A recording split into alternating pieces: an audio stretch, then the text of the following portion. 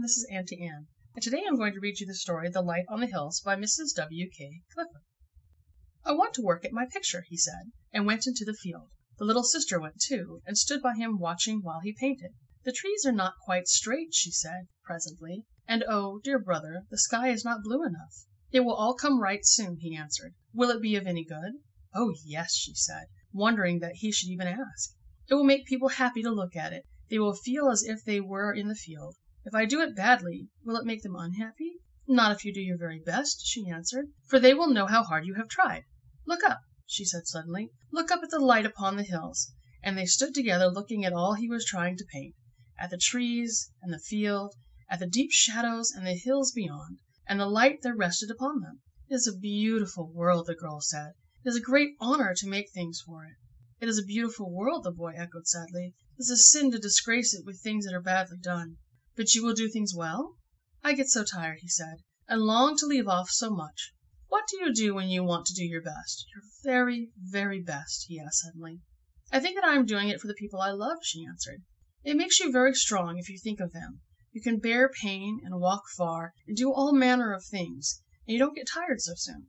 He thought for a moment. Then I shall paint my picture for you, he said. I shall think of you all the time I am doing it. Once more they looked at the hills that seemed to rise up out of the deep shadows into the light, and then together they went home. Soon afterwards a great sorrow came to the boy. While the little sister slept, she wandered into another world and journeyed on so far that she lost the clue to the earth and came back no more.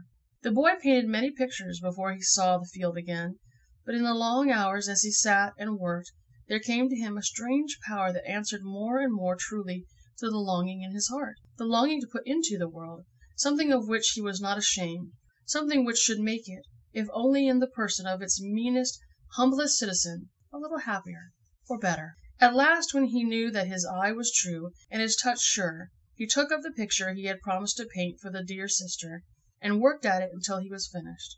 This is better than all he has done before, the beholders said. It is surely beautiful, for it makes one happy to look at it. And yet my heart ached as I did it, the boy said, as he went back to the field.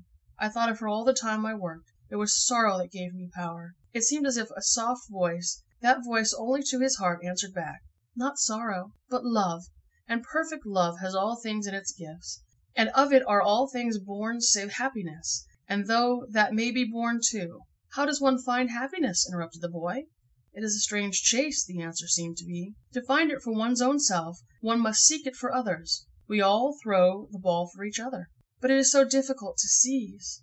Perfect love helps one to live without happiness, his own heart's answer to himself, and above all things it helps one to work and to wait. But if it gives one happiness too, he asked eagerly, ah, then it is called heaven. The end.